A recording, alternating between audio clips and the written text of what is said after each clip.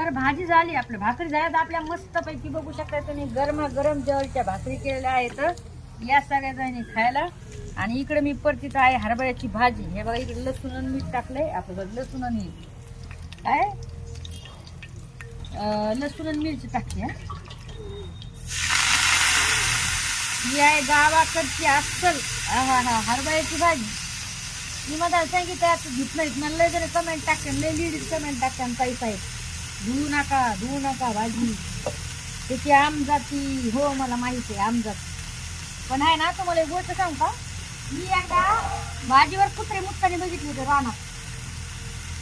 तेव्हापासून आहे ना मी भाजी परतो म्हणजे परताच्या टायमाला धुतली, नाही तर मी पण पहिली नव्हते दूध भर का भावना, पण मी आता धुवूनच खाते बाबा काही का म्हणणार कोणी. आणि आता मस्तपैकी हरभऱ्याची आपली हे करायची आपला कळडीची भाजी आणली बघू शकताय तुम्ही. आता ही शेंगदाण्याच्या कुट्टामध्ये करायची, मस्त होऊन जाते. इथे हरभऱ्याची भाजी लय महाग आहे हो आमच्याकडं गावाकडं. आता म्हणले आज आहे ना ही छान पैकी अशी भाजी करूया.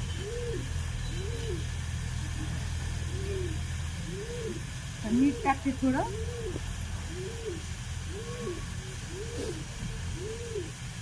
आणि छान होऊन जाते ही भाजी, मस्त होती. कशी पण करा तुम्ही, एकदम साधी सिंपल. जर नुसती अशी परतली बी ना तर मला अशीच आवडते, अशीच छान लागते. शेंगदाण्याच्या कुट्टामध्ये नाही आवडत मला एवढी. आणि जर तुम्ही शौकीन असताना वाळून खाण्याची हटून तर मग लय भाजी लागते.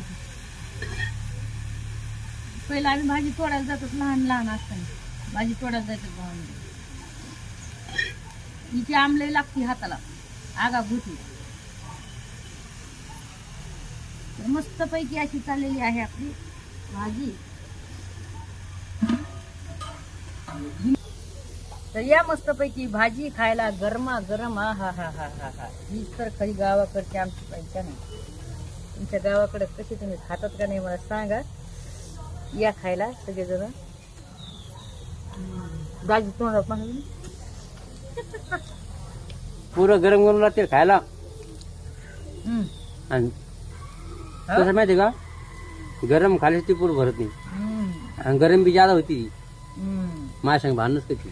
हो बरं, जी चव आहे ना मी सांगू शकत नाही तुम्हाला. ही जी चुलीवरली भाजी आणि भाकरी असती का त्याची चव अप्रतिम आहे, अप्रतिम. काय करताय तुमच्या मोठ्या मोठ्या हॉटेलला, काय करताय तुमच्या मोठ्या मोठ्या ढाब्याला आणि ढवाळ्याला, ही जी चव आहे ना ही खूपच छान आहे. आणि ही भाजी मटण खिण्यामध्ये खूप छान होते.